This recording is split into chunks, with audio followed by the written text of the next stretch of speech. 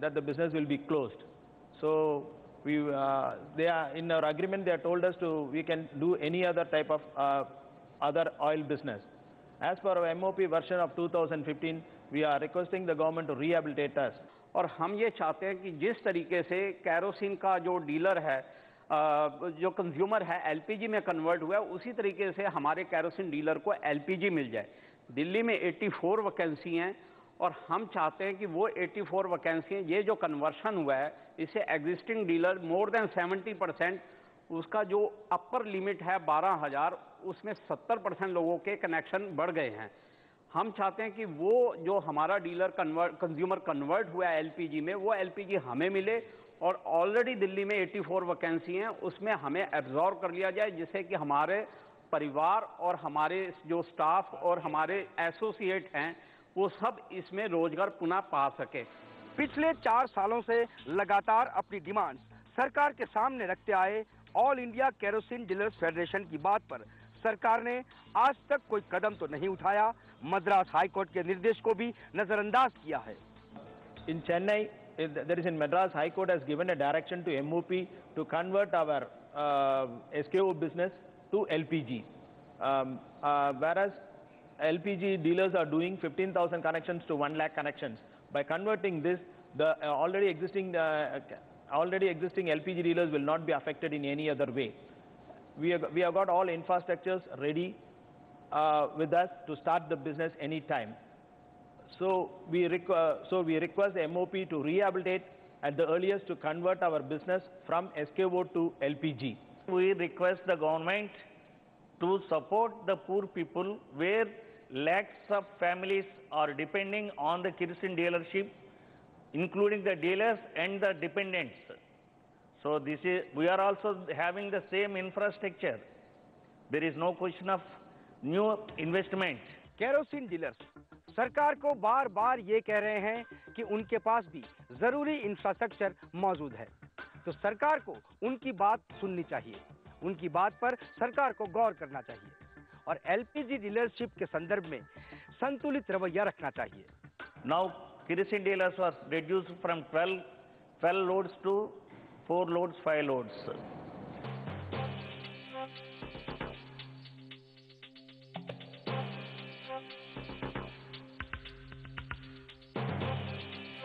Kerosene dealers cleaner fuel को लेकर विकास की ओर उठते सरकार के कदमों को रोकना नहीं चाहते, मगर उनकी चिंता अपने रोजगार को लेकर है। भारत के कुल 6,600 डीलर्स में से 2,000 डीलर्स को तो अपना भविष्य कुछ ऐसा दिखता है।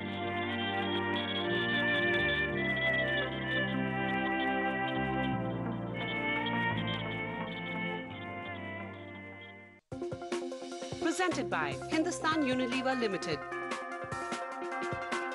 Associate sponsor Frederic Constant Genevieve. Kerosene विक्रेताओं की अधूरी उम्मीद। केरोसिन डीलर्स क्लीनर फ्यूल को लेकर विकास की ओर उठते सरकार के कदमों को रोकना नहीं चाहते, मगर उनकी चिंता अपने रोजगार को लेकर है। भारत के कुल 6,600 डीलर्स में से 2,000 डीलर्स को तो अपना भविष्य कुछ ऐसा दिखता है। भारत सरकार के पेट्रोलियम मंत्रालय द्वारा केरोसिन तेल के लिए जो पॉलिसी नक्की की, इनके कारण आज हम भारत के कई डीलर, 2,000 डीलर आज बेकार हो गए। सराहना करते हैं। केरोसिन डीलर्स भी विकास से जुड़े इस परिवर्तन में सरकार के साथ चलना चाहते हैं। ये लोग चाहते हैं कि उनको अपने सर्वाइवल के लिए एलपीजी की डीलरशिप दे दी जाए, मगर न जाने क्यों ऐसा हो नहीं रहा है, जबकि ऐसा होना चाहिए और केरोसिन विक्रेताओं के पास इसकी वजह भी है। हमारे पास पूरा इंफ्रास्ट्रक्चर है और मद्रास हाई कोर्ट ने भी बोला है कि इनका कन्वर्शन कर दिया जाए। 14 मई को हमारी पेट्रोलियम सेक्रेटरी के साथ एक मीटिंग हुई, जिसमें उन्होंने पेट्रोलियम ऑयल कंपनियों के साथ मीटिंग करके उनके एमडी से पूछा, यदि हम इनका कन्वर्शन कर दें आप लोगों को कोई इतराज़ तो नहीं।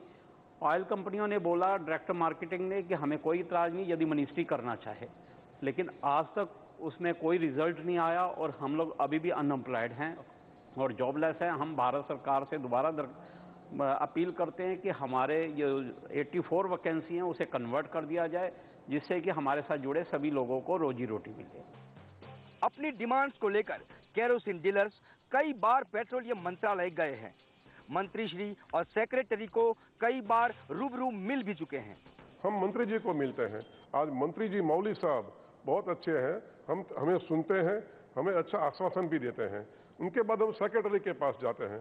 सेक्रेटरी साहब भी बहुत अच्छे आदमी हैं और वो तो इतने अच्छे हैं कि मैं तो उनके उसमें संत का दर्शन करता हूँ, इतने अच्छे आदमी हैं। मगर कोई एक और अधिकारी जो है वो उसमें बाधाएं डालते हैं।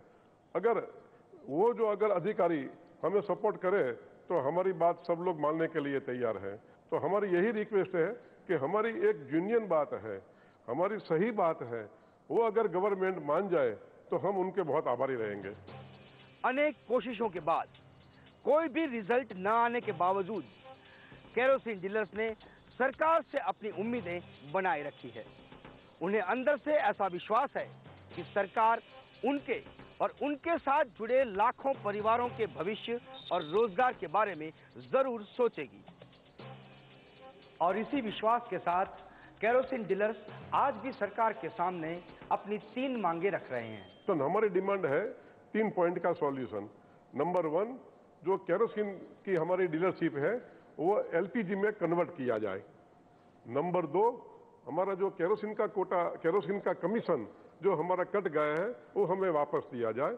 और नंबर 3, जो केरोसिन का कोटा आज डे बाय डे कट हो रहा है वो कट बंद कर दे और जैसे थे वैसे रखे। केरोसिन के कोटा में कटौती न करने की विनती की एक वजह है आम आदमी का ख्याल, क्योंकि भारत में आज भी ऐसे अनगिनत परिवार हैं जिनके लिए केरोसिन बेहद जरूरी है। आम आदमी का भी सोचा जाए, भी आम आदमी क्या चाह रहा है। आम आदमी को केरोसिन भी चाहिए, क्योंकि बहुत सारे ऐसे घर हैं जिनमें एलपीजी वो अफोर्ड भी नहीं कर सकते। केरोसिन भी बहुत ज़रूरी है उनके लिए, क्योंकि उसके बगैर उनका गुजारा नहीं है। देखो साहब, हम ठहरे मजदूर लोग बराबर, मैं यहाँ रहता हूँ, कभी 6 महीना यहाँ रहता हूँ, कभी 6 महीना दूसरी जगह। अगर सरकार केरोसिन बंद करके गैस का बाटला हमको देती है, वो 400 रुपये का आता है बराबर, 400-450 रुपये का आता है, वो हमारे लिए पोसाता नहीं है, क्योंकि हमारे पास इतना पैसा इकट्ठा हो नहीं पाता बराबर। इसके लिए हमारे लिए केरोसिन ही बेहतर है।